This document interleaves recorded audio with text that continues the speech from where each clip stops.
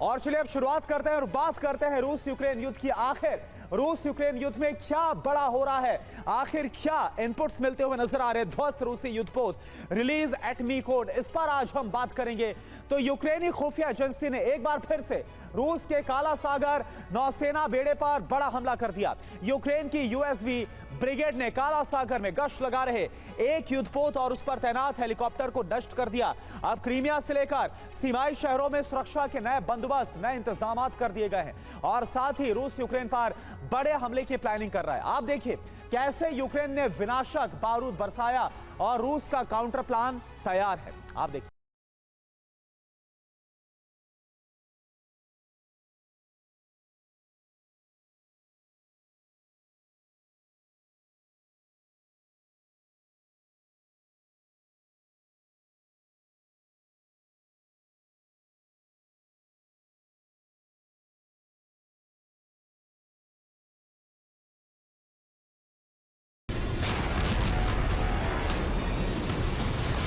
Немає вже для російських терористів безпечних гаваней у Чорному морі.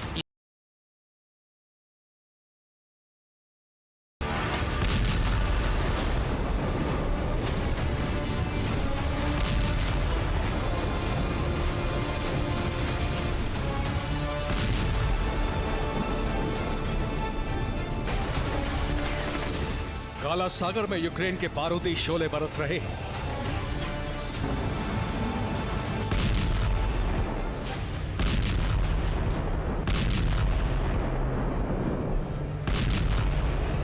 रूस के कई शहर धधक रहे हैं।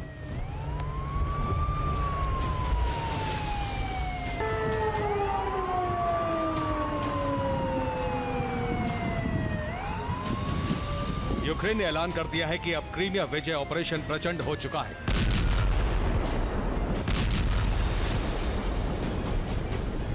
और काला सागर रूसी नौसेना की जल समाधि बनने वाला है।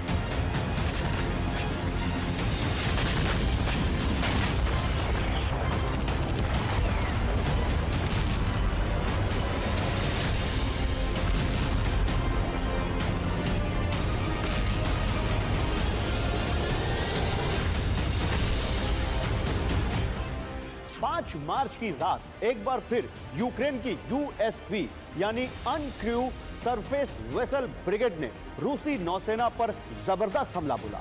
यूक्रेन ने भी सी ड्रोन से हमला करके रूसी नौसेना का एक बड़ा युद्धपोत डुबा दिया है।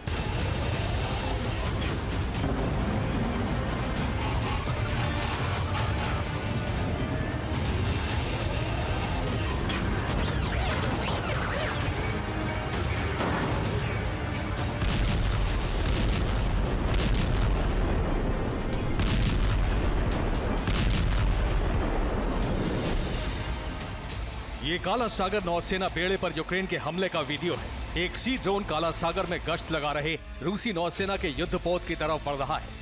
इसके कुछ ही सेकंड बाद रूस के युद्धपोत पर जबरदस्त धमाका होता है।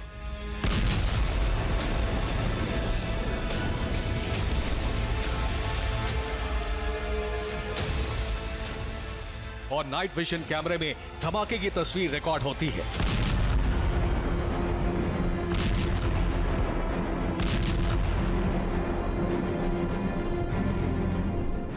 अब हमले की दूसरी तस्वीर देखिए। रूसी युद्धपोत ने यूक्रेन के समुद्री ड्रोन को आते हुए देख लिया था और उसे रोकने के लिए फायरिंग भी की।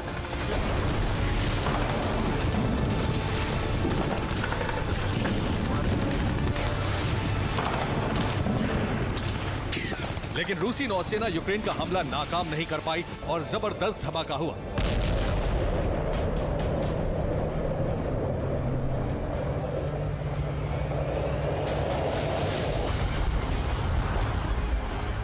धमाके के बाद रूसी युद्धपोत में आग लग गई और काला सागर लपटों से धधक उठा।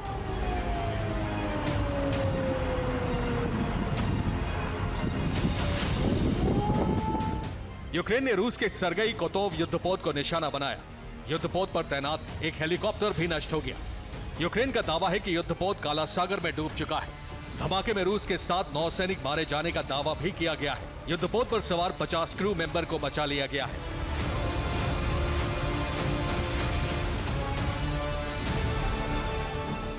ये रूस का सरगई कोतोव युद्धपोत है। इसी युद्धपोत को यूक्रेन ने काला सागर में डुबाने का दावा किया है।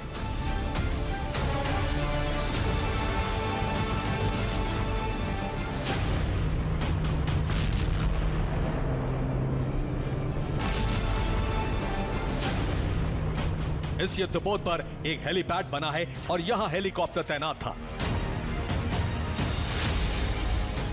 रूसी जहाज पर हमले की प्लानिंग यूक्रेनी खुफिया एजेंसी HUR ने तैयार की। यूक्रेन ने हमले के लिए मागुरा V5 USV का इस्तेमाल किया, जिसका पूरा नाम maritime autonomous guard unmanned robotic apparatus V type है। यह बैटरी से चलने वाला समुद्री ड्रोन है। इसमें कैमरा और विस्फोटक लगे होते हैं। नवंबर 2022 में यूक्रेन ने कॉम्बैट सरफेस ड्रोन ब्रिगेड तैयार की। इसी ब्रिगेड ने रूस के जहाज पर हमला किया है।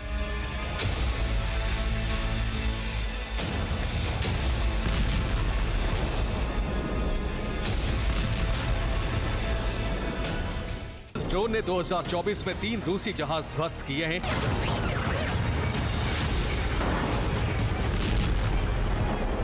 और यूक्रेन ने क्रीमिया विजय के लिए 2024 में रूसी ठिकानों पर प्रचंड हमले किए।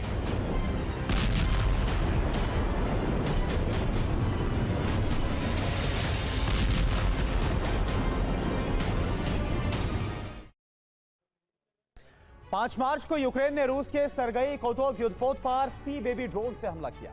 यह युद्धपोत काला सागर की सुरक्षा में तैनात था और गश्त लगा रहा था। 14 फरवरी 2024 को यूक्रेन ने रूस के सीजर कुनिकोव युद्धपोत पर हमला किया और यूक्रेन के हमले से रूस का एम्फीबियस युद्धपोत पूरी तरह से तबाह हो गया। इससे पहले 1 फरवरी 2024 को यूक्रेन ने रूस के इवानोवेस्क युद्धपोत पर हमला किया। यह हमला भी USV यानी कि समुद्री ड्रोन से किया गया और उसी युद्धपोत नष्ट हो गए इस हमले में। 2024 के पहले महीने में भी यूक्रेन ने रूस के कई क्रीमिया बेस पर लगातार हमले किए। इनका टारगेट रूस के एयरबेस बने। 31 जनवरी को यूक्रेन ने क्रीमिया के बेलबेक एयरबेस पर मिसाइल से हमला किया और यह हमला स्टॉर्म शैडो मिसाइल से किया गया। यूक्रेन के इस प्रहार से रूस के 3 Su-27 फाइटर जेट नष्ट हो गए। इससे पहले 5 जनवरी को यूक्रेन ने क्रीमिया के साकी एयरबेस पर हमला किया और इस हमले के लिए भी ब्रिटेन से मिली स्टॉर्म शैडो मिसाइल इस्तेमाल की गई। इस मिसाइल के प्रहार से 23 रूसी सैन्य अफसर मारे गए। मरने वाले सैन्य अफसरों में 5 हाई रैंक के कमांडर्स थे। 4 जनवरी को यूक्रेन ने क्रीमिया के ही युखारिना बाल्का एयरफील्ड पर हमला किया और यह हमला यूक्रेन की अपग्रेडेड मिसाइल नेपच्यून से किया गया। यूक्रेन का यह हमला सटीक रहा और रूसी रेडार सेंटर इस हमले में नष्ट हो गया। इसी दिन क्रीमिया के येवपतोरिया पर यूक्रेन ने 10 से ज्यादा स्टॉर्म शैडो हमले किए। यूक्रेन ने दावा किया कि रूस का एक कमांड पोस्ट तबाह हो गया। ब्रेक के बाद स्वागत है आपका और चलिए अब रुख करते हैं अगली बड़ी खबर का। अरब में लाल सागर इस बार इतना धधका है जिसकी वजह से बड़े युद्ध का खतरा पैदा हो गया है। 3 दिन में हूती ने 6 जहाजों पर हमला किया और इसमें 3 टास्क फोर्स के युद्धपोत थे। यानी हूती के तेवर बता रहे हैं वो किसी भी कीमत पर पीछे हटने वाला नहीं है। अब अमेरिका बौखलाकर हूती को तहस नहस करने की तैयारी में जुट चुका है, जिससे जंग का दायरा अफ्रीकी सैन्य बेस जिबूती तक जा पहुंचा है।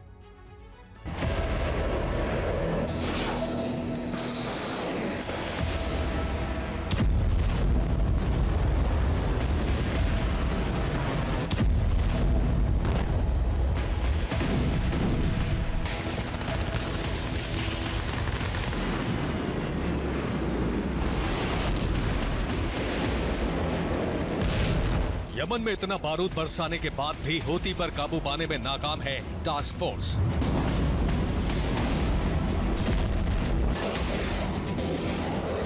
हूती पर जितने ज्यादा हमले होते हैं वो उतना ही ज्यादा खूंखार हो रहा है।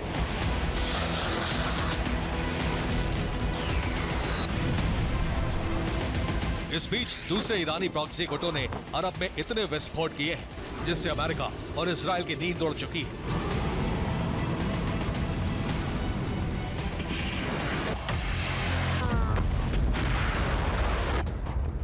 और ये उसी तबाही की तस्वीर है।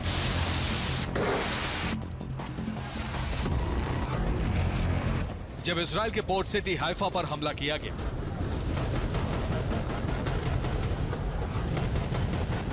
इस स्ट्राइक में इजराइल भी शामिल हो सकता है क्योंकि बीती रात इजराइल के पोर्ट सिटी हाइफा पर इस्लामिक रेजिस्टेंस का बड़ा हमला हुआ है, जिसमें हाइफा एयरपोर्ट जल उठा।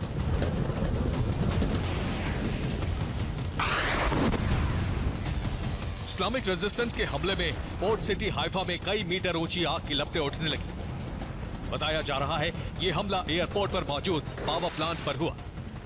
हमले के लिए कामिकाज़े ड्रोन का इस्तेमाल किया गया, जिसने एक इमारत को निशाना बनाया जो ठीक पावर प्लांट के पास थी।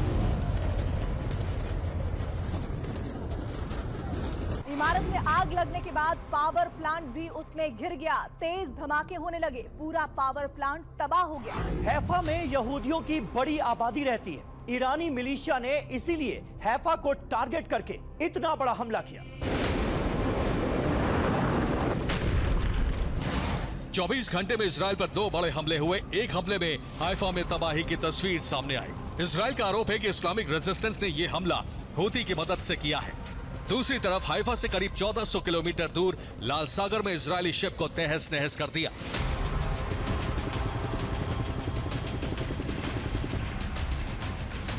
यानी ईरान के चक्रव्यूह में इजराइल और अमेरिका बुरी तरह फंस गए हैं। जहां इराक सीरिया में अमेरिकी सैन्य ठिकानों पर ईरानी मिलिशिया हमले कर रहे हैं, वहीं इजराइल के शहरों से लेकर काला सागर तक पश्चिमी देशों के जहाजों को हूती तबाह करने पर आमादा है।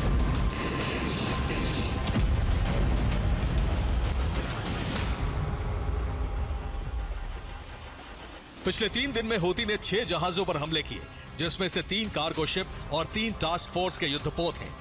कार्गो शिप में एक ब्रिटेन का, एक इटली, एक इजराइल का कारोबारी जहाज है, जबकि टास्क फोर्स के तीनों जहाज अमेरिका के हैं, जिन पर हूती ने हमला किया। हूती ने लाल सागर में बीती रात 2 अमेरिकी युद्धपोत पर हमला किया जो पेट्रोलिंग कर रहे थे, जबकि उसके कुछ घंटे पहले ही इजरायली शिप पर मिसाइल दागी गई। उसे बचाने आए अमेरिकी युद्धपोत पर भी हमला किया गया। इससे पहले हूती ने ब्रिटिश शिप को डुबोने का दावा किया था और इटली के जहाज पर भी यमन से मिसाइलें दागी थी। दरअसल अब हूती की मोडस ऑपरेंडी बदली है, जिसमें वो कारोबारी जहाजों को डुबोने के लिए एंटी शिप बैलिस्टिक मिसाइल का इस्तेमाल कर रहा है, जबकि उन्हें बचाने आ रहे टास्क फोर्स के युद्धपोत पर ड्रोन हमले कर रहा है। और इसके लिए वो पूरी प्लानिंग से काम कर रहा है। استهدفت من خلالها مدمرتين حربيتين أمريكيتين في البحر الأحمر، وذلك من خلال قواتنا البحرية والقوة الصاروخية وسلاح الجو المسير، وقد تم تنفيذ العملية। हूती के हमले में यूएसएस कारने युद्धपोत को बड़ा नुकसान हुआ है, जबकि 2 दूसरे युद्धपोत भी क्षतिग्रस्त हुए हैं। इससे पहले 3 कार्गो जहाजों को डुबोने के लिए हूती लगातार मिसाइलें दाग रहा है।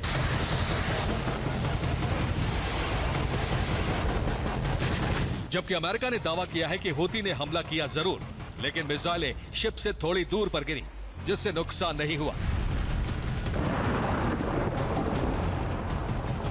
अब सवाल उठ रहा है, जब नुकसान नहीं हुआ तो अमेरिका बदला लेने के लिए क्यों उतावला हो रहा है? आज की रात हूती ठिकानों पर बड़ी एयर स्ट्राइक की तैयारी है।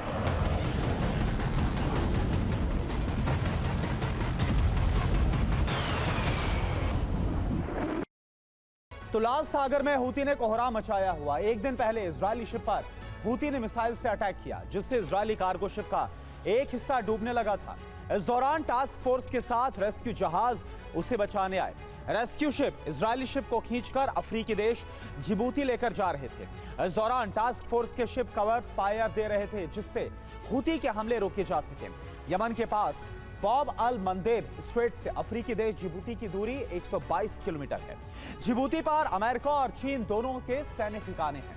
जिबूती पहुंचने से पहले क्षतिग्रस्त जहाज पर हूती ने एक बार फिर से हमला किया। जैसे हूती ने ब्रिटिश शिप को डुबोया, अब इसी तरह से इजरायली शिप डूब सकता है।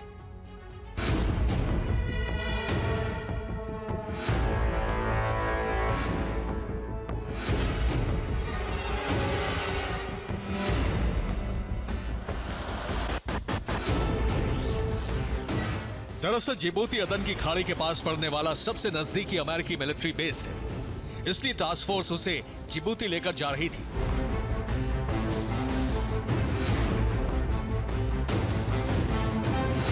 जिबूती अपनी भौगोलिक स्थिति की वजह से इस वक्त सबसे अहम देश बन चुका है।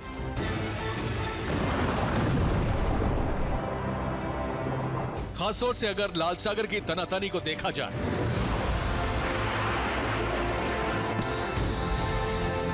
हूथी ने भी अपनी रणनीति इसलिए बदली है कि बाब अल मंदेब से दूर जाकर अटैक करे, क्योंकि वहां से जिबूती का मिलिट्री बेस काफी दूर है।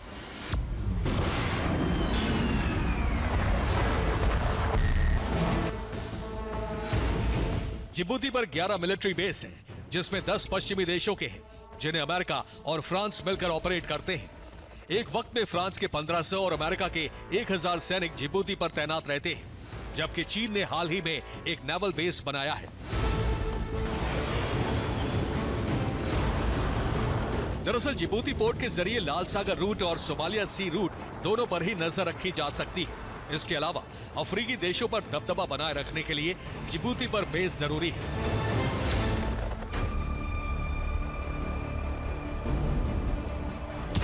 अमेरिका ने कल रात लाल सागर में मौजूद टास्क फोर्स से भी हूथी ठिकानों पर हमले किए और जिबूती बेस से भी मिसाइलें दागी, जिससे यमन में बारूदी तूफान आ गया।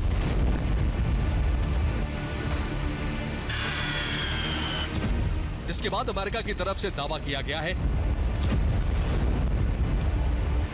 पहला दावा किया है अदन की खाड़ी के पास हूथी के 2 ठिकाने तबाह कर दिए।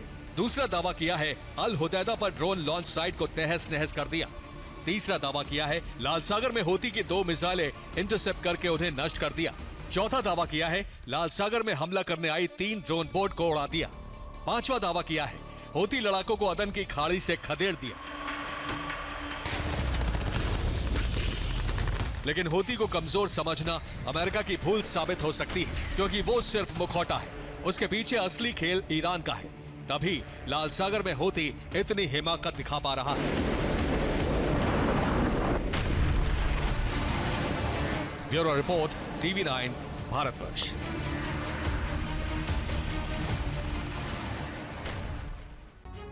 दरअसल नाटो फिनलैंड, एस्टोनिया और लातविया की तरफ से रूस पर हमला कर सकता है। ये तीनों देश रूस से सटे हुए हैं। इन तीनों देशों की सीमा रूस से लगती है। इसी खतरे से निपटने के लिए रूस ने मोर्चाबंदी कर दी है। पुतिन ने नाटो से निपटने के लिए उसे जवाब देने के लिए अपनी सेना का डिप्लॉयमेंट बढ़ा दिया है। रूस ने अपनी उत्तर पश्चिमी सीमा यानी कि फिनलैंड, एस्टोनिया और लातविया से लगती सरहद पर सेना और हथियारों की तैनाती कर दी है। इस फ्रंट पर रूस ने अपनी न्यूक्लियर फोर्स को भी भेज दिया है। और सिर्फ इतना ही नहीं, पुतिन ने बेलारूस फ्रंट को भी एक्टिवेट कर दिया है। अगर फिनलैंड, एस्टोनिया और लातविया की तरफ से रूस पर हमला हुआ तो रूस बेलारूस से भी इन तीनों देशों पर बारूदी धावा बोलेगा। इसलिए रूसी सेना ने बेलारूस में परमाणु मिसाइलों की तैनाती कर दी है। इसके साथ ही रूस ने बेलारूस में परमाणु बॉम्बर को भेज दिया है, जो कि वॉर रेडी है।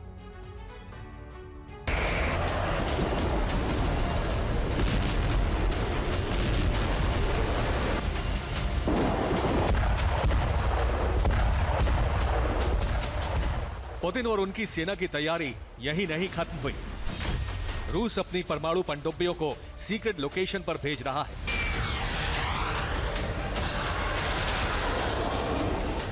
नेटो का खतरनाक प्लान सामने आया तो पुतिन ने देर रात क्रेमलिन के अंदर वॉर कमांडर्स के साथ हाई लेवल मीटिंग की।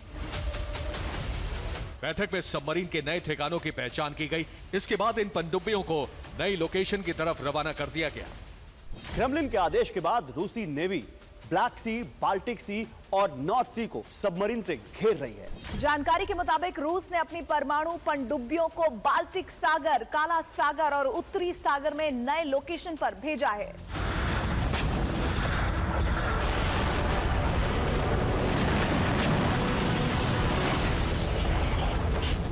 रूसी नेवी समंदर में इन सबमरीन से घेराबंदी इसलिए कर रही है ताकि नेटो से युद्ध की स्थिति में उससे बढ़त हासिल हो सके।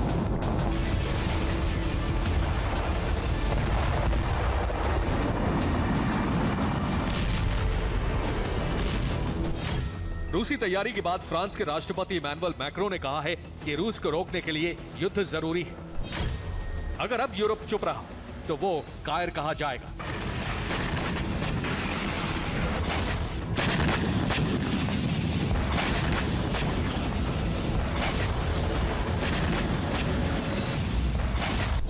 मैक्रो के इस बयान से साफ है कि नेटो ने रूस पर हमले की तैयारी कर ली है। यही वजह है कि फ्रांस अमेरिका की भाषा बोल रहा है।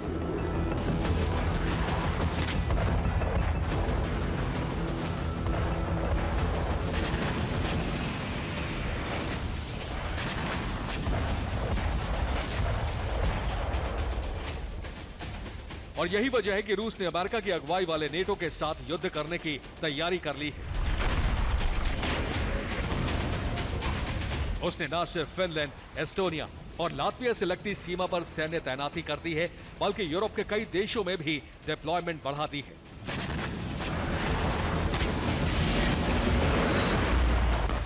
मतलब ये कि तैयारी दोनों तरफ से पूरी हो चुकी है। अब किसी भी वक्त तीसरे विश्व युद्ध की शुरुआत हो सकती है।